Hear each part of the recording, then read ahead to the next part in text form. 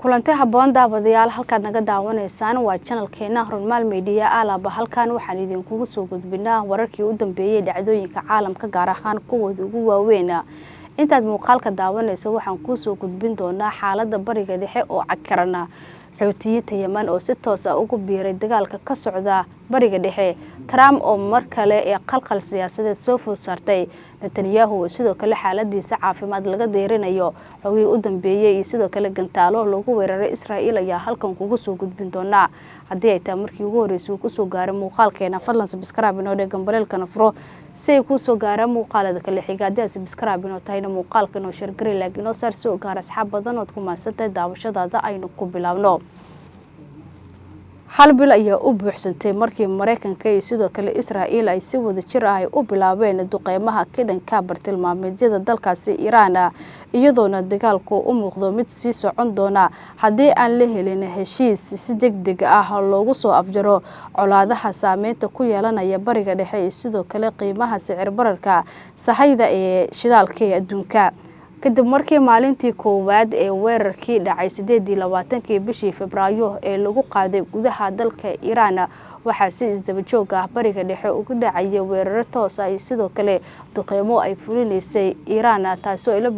bartilmaameedsanaysay goobaha muhiimka ah Israa'iil sidoo kale Mareykanka kuwaas oo ay ka mid yihiin goobaha shidaalka sidoo kale goobaha lagu keediyo hubka nuclear-ka waxay sidoo kale Iran ay bartilmaameedsanaysay saldhigyada waaweyn ee Mareykanka uu ku leeyahay wadamada Khaliijka Carabta iyadoo saldhigyo waaweyn oo Mareykanka ku lahaa halkaasi dhulka la dhigay duqeymaha ay sida wadajirka u fuliyeen Mareykanka iyo sidoo kale Israa'iil oo ay ka fuliyeen gudaha dalka Iran ayaa ugu suurta gashay inuu duqeymahaasi uu ku geeriyoodo hogaamiyihii ugu sareeyay ee dalka Iran Ayatollah Ali Khamenei iyadoona Israa'iil sidoo kale Mareykanka wixii intaasi ka dambeeyay ay filayeen inay Iran isdhiibi doonto balse Iran ay waji cusub ay kala kulmeen dagaalka ayaa xaalad cabsi badan ka abuuray gobolka wuxuuna fuudeeyay sahaydii tamarta adduunka iyo xasiloonida dhaqaalaha ee suuqyada caalamka duulaanka wadajirka ay qaadeen Israa'iil iyo xulafadeeda Mareykanka ayaa sababay in Iran ay carqaladeyso isku socodka maraakiibta ee marinbiyoodka ee Hormuz dagaalka gobolka ayaa mugdi geliyay qiimaha dollarka Mareykanka wuxuuna xanibay marinbiyoodka Hormuz iyadoo madaxweynaha dalka Mareykanka Donald Trump uu kordhinayo cadaadiska siyaasadeed iyo midka dhaqaalaha ee saaran maamulkiisa madaxweynaha dalka Mareykanka Donald Trump ayaa dunida u muujiyay in Washington ay ka qayb tahay dadaalada diblomaasiyadeed ee caalamiga ee lagu raadinayo xalka dagaalka inkastoo shuruudaha Mareykanka ee Israa'iil lagu joojin karo dagaalka owladii uu ku yahay xaaladda kacsan ee ka taagan bariga dhexe maadaama qodobadii ay soo jeediyeen Iran aysan u cuntameenin iyadoona sidoo kale Iran dhankeeda ay shuruudo kala hordhigtay Mareykanka iyo sidoo kale Israa'iil shuruudaha iska soo horjeeda ee labada dhinac ee diblomaasiyadda ayaa ka dhigan mid aan wali suurtagelin karin xilliga ay shaqeyn lahayd iyadoona aan tanaasul looga maarmi karin in la dejiyo xasiloonida dawladaha iyo hay'adaha caalamka ayaa muujinaya in dagaalka aan wax faa'iido u lahayn bariga dhexe iyo adduunka intiisa kale Shiinaha ayaa ka codsaday Mareykanka Israa'iil iyo Iran inay ka qayb qaataan wada hadalka nabadeed ee bariga dhexe wasiirka arrimaha dibadda ee Shiinaha ayaa dhammaan dhinacyada ugu baaqay in ay si dhab ah ugu wada hadlaan xaaladda adag ee xilligan ka taagan bariga dhexe isla markaana ay u turaan gobolka oo idil maadaama saddexda dhinac ay weeraro toos ah iyo sidoo kale bartilmaameedyo ay fulinayaan dhinaca kalena xoutiyiinta Yemen ayaa si toos ah waxay ugu biireen dagaalka xilligan ka soconaya bariga dhexe kaasi oo u dhaxeeya Mareykanka Israa'iil sidoo kale Iran iyadoona sidoo kale dhowr gantaal ay ku tuureen xoutiyiinta Yemen gudaha dalkaasi Israa'iil iyadoona khasaare ba'an oo halkaasi uu ka dhashay xoogaga xoutiyiinta Yemen ayaa ku dhawaaqay inay soo galeen dagaalka oo ay Iran ay kula jirto Israa'iil iyo Mareykanka saraakiisha xoutiyiinta ayaa sheegay in markii ugu horeysay gantaalo ay ku garaaceen Israa'iil tan iyo markii uu dagaalka uu bilowday isla markaana duulaanka qaawan ay ku qaadeen Mareykanka iyo Israa'iil Iran kaasi oo ku geeriyooday hogaamiyihii ugu sareeyay dalkaasi Iran Ayatollah Ali Khamenei iyo sidoo kale saraakiil sarsare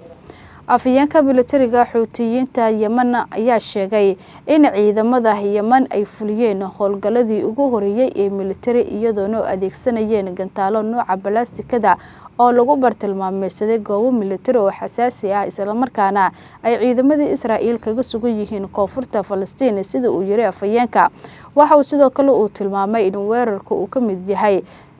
mid jawaab ah kaasi oo ka dhigan in Xuutiyiinta Yemen markaan si toos ah ugu biireen dagaalka ka soconaya bariga dhexe isla markaana ay la safan yihiin Iiraan oo dagaal adag xilligan kula jirta Israa'iil sidoo kale Mareykanka. waxa uu sidoo kale uu ka digay in hawada xoogaga Xuutiyiinta ay sii socon doonaan ilaa inta ay cadowga faragelinta militariga ay ka wadaan bariga dhexe. Waxa uu sidoo kale muuqaal soo dhigay barta Twitter-ka ayaa lagu sheegay in haddii aan la joojinin howlgalada militari ee Xuutiyiinta ay sii wada doonaan weeraradooda jawaabta u ah gardarada ee cadowga. Warbaahinta Israa'iil ayaa waxay ku waratay in Xuutiyiinta Yemen ay bilaabeen inay soo weeraraan koonfurta Israa'iil. Talaabadan ayaa waxay ku tilmaameen mid ka dhan ah ee faragelin ku socota ee Israa'iil,